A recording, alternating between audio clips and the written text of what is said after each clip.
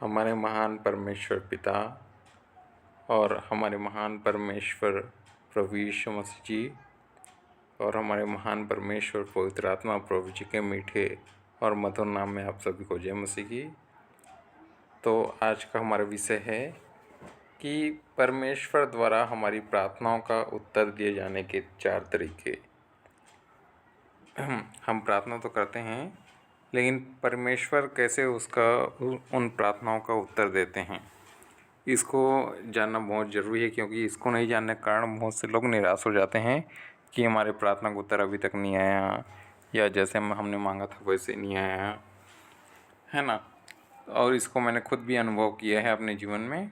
आइए देखते हैं पहला पॉइंट। कभी कभी तुरंत तो परमेश्वर हमारी प्रार्थनाओं का उत्तर कभी कभी तुरंत दे देते हैं। मैंने अपने जीवन में महसूस किया है, देखा भी है और आज भी देखता हूँ। ठीक है, आइए पढ़ लेते हैं।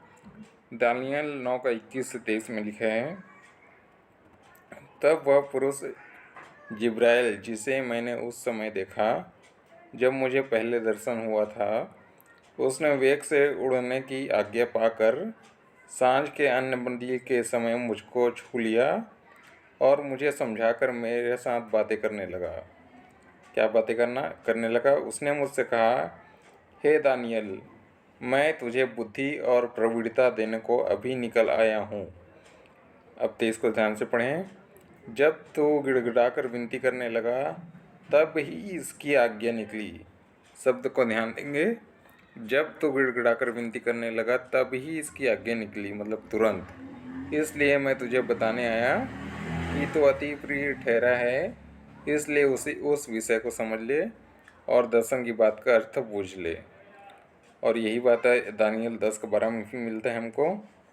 वहाँ लिखा है, फिर उसने मुझसे कहा, हे दानियल मत डर, क्योंकि पहले ही दिन को जब तूने समझने बूझने के लिए मन लगाया और अपने परमेश्वर के सामने अपने को दिन किया, उसी दिन, देखिए यहाँ पर भी लिखा है, उसी दिन तुरंत तेरे वचन सुने गए और मैं तेरे वचनों के कारण आ गया हूँ। हालेलुया। तो यहाँ हमें पता चलता है कि परमेश्वर हमारी प्रार्थना को उत्तर तुरंत भी देते हैं। कभी कभी ना, ये शब्द को हमेशा याद रखना, कभी कभी, हमेशा नहीं, ठीक है। कभी कभी देते हैं। और यही बात हमें, यही सच्चाई हमें यशायाह 65:24 में भी मिलती है। वहाँ लिखा है, उनके पुकारने से पहले ही मैं उनको उत्तर दूंगा और उनके मांगते ही मैं उनकी सुन लूँगा। हालेलुया। तो ये पहली बात हमने अभी देखा कि परमेश्वर में हमारी प्रार्थना को उत्तर कभी कभी तुरंत देते हैं। दूसरा पॉइंट, कभी कभी देरी से देते हैं, है ना। जैसे हमने अभी देखा, कभी कभी तुरंत देते हैं, तो उसका उल्टा है, कभी कभी देरी से भी देते हैं। ये कहाँ मिलेगा? लूका 18:7 और 8 में मिलेगा। लिखा है वहाँ, क्या परमेश्वर अपने चुने हुओं का न्याय न चुकाएगा? यहाँ प्रभु यीशु मसीह बात कर रहे हैं। क्या परमेश्वर अपने चुने हुओं का न्याय न चुकाएगा, जो रात दिन उसकी दुहाई देते रहते हैं, और क्या वह उनके विषय में देर करेगा? तो यहाँ वचन को पढ़ने से ही पता चल रहा है कि ऐसा लग सकता है हमको कि हमारे विषय में देर हो रहा है ना। आप हाबिल के बारे में भी सोच सकते हैं। उसका लहू भी पुकारता है कि उसका न्याय कब चुकाया जाएगा करके। तो देखो कितना देर हो गया, लेकिन फिर भी उसका न्याय एक दिन होगा। आगे देखिए, लिखा है 18:8 में, मैं तुमसे कहता हूँ वह तुरंत उनका न्याय चुकाएगा। तो भले ये तुरंत बोला जा रहा है, लेकिन भले वही देर लग सकता है, लेकिन वो होगा ही होगा, ठीक है। तो इसमें चिंता नहीं करना हमको। तीसरा पॉइंट देखते हैं, कभी कभी हमारी इच्छा से अलग हमारी प्रार्थना को उत्तर परमेश्वर देते हैं। तो आइए देखते हैं।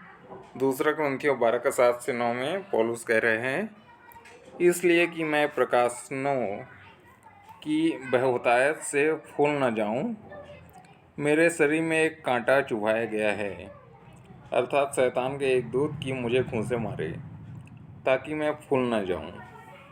और आगे पौलुस कहता है, इसके विषय में मैंने प्रभु से 3 बार विनती की कि मुझसे यह दूर हो जाए। अब देखो, पौलुस ने प्रार्थना किया कि वो उसका जो कांटा चुभाया गया था उसके पीठ में, उसके शरीर में, तो 3 बार उससे विनती की कि ये मुझसे दूर हो जाए। लेकिन परमेश्वर ने उससे क्या कहा, और उसने मुझसे कहा, मेरा अनुग्रह तेरे लिए बहुत है, क्योंकि मेरी सामर्थ्य निर्बलता में सिद्ध होती है। तो यहाँ पौलुस जैसे प्रार्थना कर रहा था वैसे उसका उत्तर नहीं आया, लेकिन उससे अलग उत्तर आया। तो हमारी प्रार्थना भी कई बार होती है, तो हमको निराश नहीं होना है। परमेश्वर जानते हैं कि हमें किस विषय में कैसी आशीष चाहिए, कैसी चंगाई चाहिए, कैसा छुटकारा चाहिए, और हमारी क्या ज़रूरतें हैं, क्या आवश्यकता है, उसको भली भांति हमारा पिता जानता है। मत्ती 6 अध्याय में लिखा है। ओके, और चौथी बात देखते हैं। ये चौथा कारण है, ये चौथा तरीका है परमेश्वर को प्रार्थना को उत्तर देने का। तो चौथा तरीका है, कभी कभी वो हमारी उम्मीद से भी ज़्यादा देते हैं परमेश्वर। तो ये भी हमेशा नहीं है, लेकिन कभी कभी ये हमारी उम्मीद से भी ज़्यादा होता है। ये आप भी अनुभव कर सकते हैं, किए होंगे आपने भी, मैंने भी किया है। देखो, यिर्मयाह 33:3 में लिखा है, मुझसे प्रार्थना कर और मैं तेरी सुनकर तुझे बड़ी बड़ी और कठिन बातें बताऊंगा जिन्हें तू अभी तक नहीं समझता। और इफिसियों 3:20 में लिखा है, अब जो ऐसा सामर्थी है कि हमारी विनती और समझ से कहीं अधिक काम कर सकता है। वाह, फिर से पढ़ेंगे। ये वचन मुझे बहुत अच्छा लगता है। अब जो ऐसा सामर्थी है कि हमारी विनती और समझ से कहीं अधिक काम कर सकता है, उस सामर्थ्य के अनुसार जो हम में कार्य करता है। आगे मैंने एक और वचन डाल दिया है, ये वचन जरूरी नहीं था, लेकिन यहाँ जो लिखा है इफिसियों 3:20 में लास्ट लाइन में, उस सामर्थ्य के अनुसार जो हम में कार्य करता है। तो ये कौन सी सामर्थ्य है, तो मैंने उसको भी डाल दिया। 2 तीमुथियुस 1:7 में लिखा है, परमेश्वर ने हमें भय की नहीं पर सामर्थ्य और प्रेम और संयम की आत्मा दी है। तो ये है हमारे परमेश्वर द्वारा हमारी प्रार्थना को उत्तर देने के 4 तरीके। तो सभी को, आप सभी को, हम सभी को परमेश्वर इन वचनों के द्वारा बहुत बहुत और बहुत आशीष दे। आमीन। ओके, जय मसीह, गॉड ब्लेस यू।